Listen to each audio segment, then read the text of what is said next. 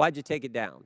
I didn't disagree with it enough to object to You know what I think happened, Mr. Roth? I think you guys got played. Please do me a favor and visit LFRFamily.com so you can ask me about the Bang Bang Tea. We were just now talking about everyone on the ex-Twitter execs being confronted by Congress. Now, Byron Donalds, he did an excellent job. You have these things committed to memory that you know the content, but you don't know who you talk to at the Biden team? Lauren Boebert, she kicked butt. Mr. Roth, I know you looked at it because Fascist Twitter 1.0 had a public interest exceptions policy, which means for members of Congress to be shadow banned, it had to go before you. Now it is Jim Jordan's time. We already know how this brother gets down. He goes off. Roth, did the government tell you that the Biden laptop story was fake?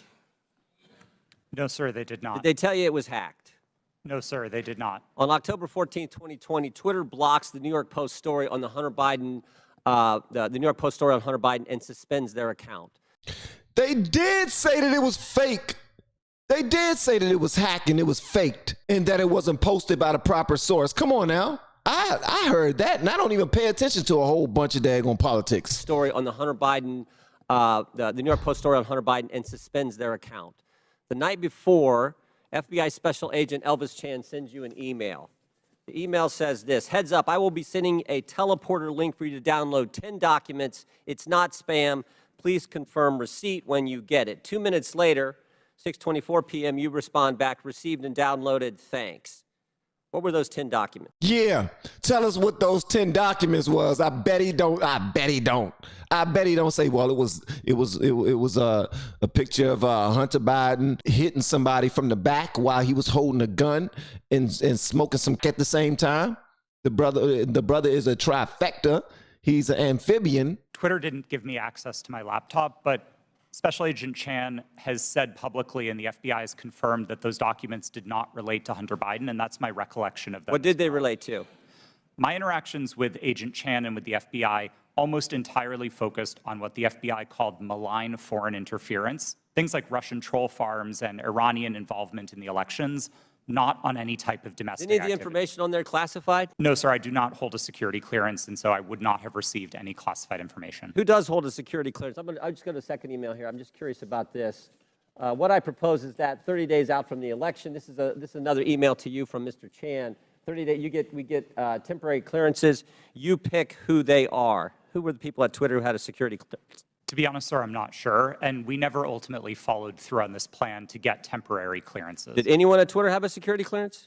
It's my understanding that at least some current or former employees did hold clearances, but I wasn't certain about that. Ms. Gaddy, do you know if anyone took up Mr. Chan's offer to hand out security clearances 30 days before the 2020 election? Not that I'm aware. So we don't know how many people had security clearance. Twitter, do we know? Mr. Baker, Mr. Gaddy, Ms. Gaddy, anyone know how many people at Twitter had a security clearance in the 30 days prior to the election? I don't know the answer to that question. Y'all called Twitter execs up there.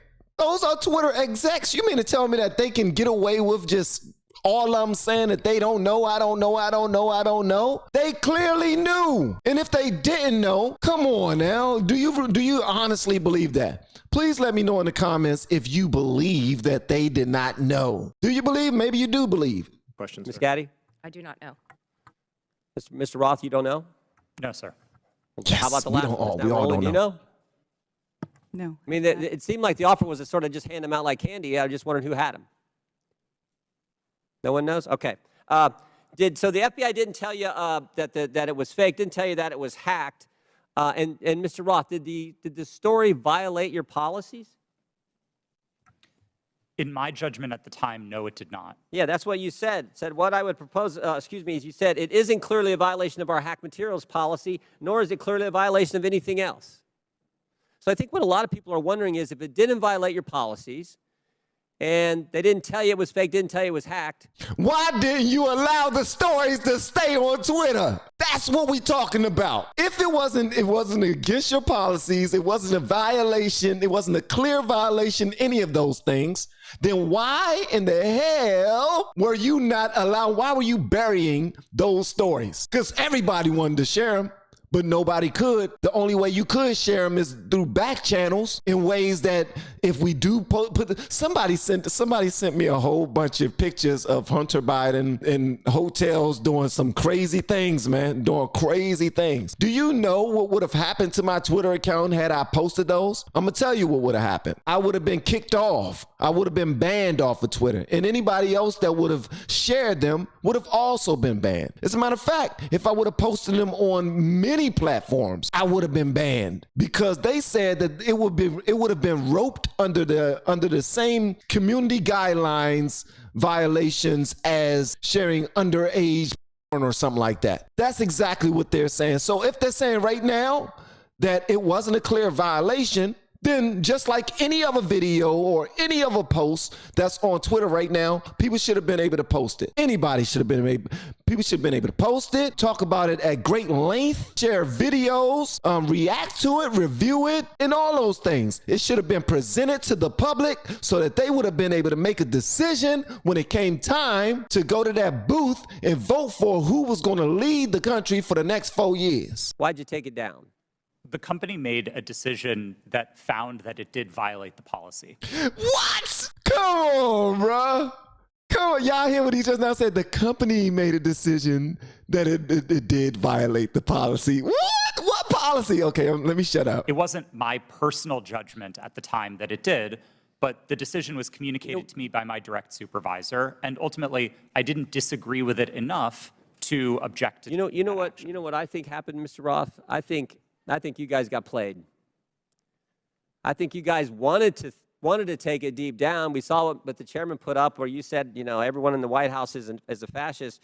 I think you guys wanted it to be taken down. I think you meet with these guys every week. We know that's been established in the Twitter files. You had weekly meetings with Mr. Chan in the run-up to the election. They send you all kinds of emails. They send you documents on the super secret James Bond teleporter. You get information on that.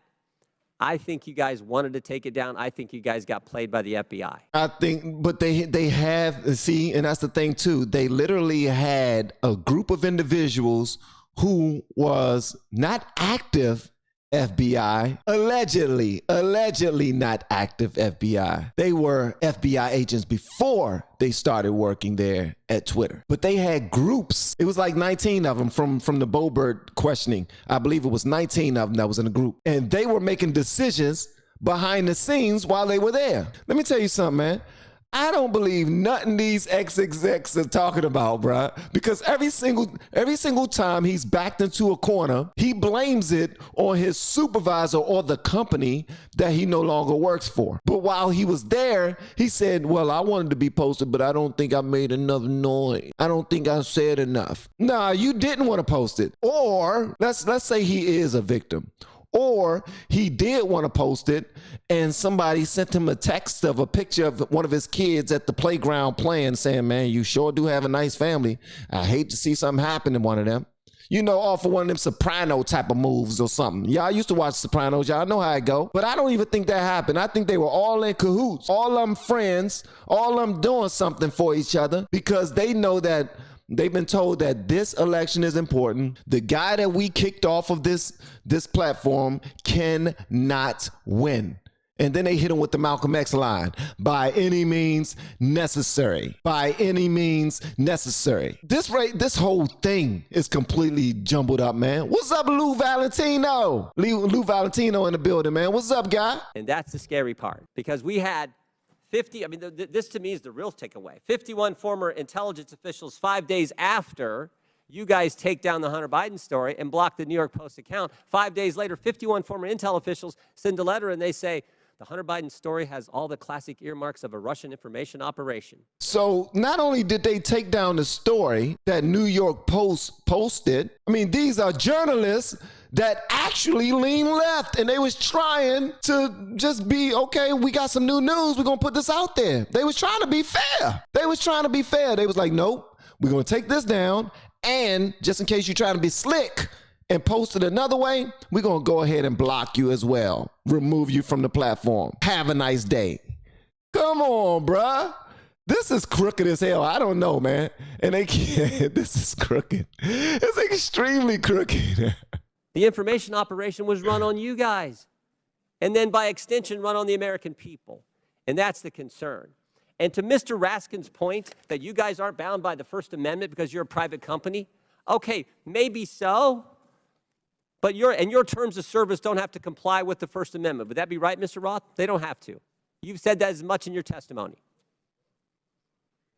My understanding of the First Amendment is that it protects people and businesses from government, not Understand forms how the... what I'm in your terms of service. So here's what I want to know. Here's what I want to know. Is this a violation of the First Amendment when the government, Mr. Chan, again, sending you an email saying, we think these accounts need to be looked at because they violate your terms of service? That's a different standard. So you got the government saying your terms of service, which don't have to comply with the First Amendment, but the government saying we don't think these accounts comply with your terms of service, please take them down. You see a problem there, Mr. Roth? Mr. Chairman, I'm seeing a flashing red light. I'm happy to answer the question. What? He's seeing a what? A flashing red light. What you doing? He having a stroke? What do you mean he's seeing the daggone? What do you mean he's seeing flashing red lights? Nah, damn that. Forget the flashing red lights. I need you to answer that question. You got an email from the federal government saying these posts violate your policy, so I'm gonna need for you to go ahead and remove them. And that's when a company is supposed to stand strong and be like, no, it does not violate our policy. It does not. So we're going to keep it up. We understand that we are friends and y'all been bullying us for however long, making us post whatever y'all wanted us to post or take down whatever y'all wanted us to take down. But god dang it, I'm standing on my own. I'm standing on all 10 right now. Man, Twitter needed to be broken up like it was, man. In my opinion, because this brother that keep on talking, he won't admit to anything. What's this, Yo Roth? This brother won't, man. Mr. Chairman, I'm seeing a flashing red light. I'm happy to answer the question. Do I think that that's a valuable use of the FBI's time? No, but I don't see in a request for review a problem under the First Amendment, no. I sure do. I thank the gentleman. I get back. This dude's so full of it, man. I do see that they're bullying us to take down something, but I don't see them saying that something violated the First Amendment. So that's why we took it down. Bull, sugar, honey, iced tea, man. I swear to goodness, these brothers are absolute crooks, in my opinion, but that's just me. Y'all let me know whatever y'all want me to know about this in the comments below. If you have yet to hit that subscribe button, please make sure you do so on your way out the door. Once again, guys, I am Van. Now we are all the LFR family, and I look forward to seeing you in the next video, hopefully inside of the Patreon as well. Y'all have been amazing per usual. Love y'all. Don't forget, go to lfrfamily.com and ask me about the Bang Bang Tea.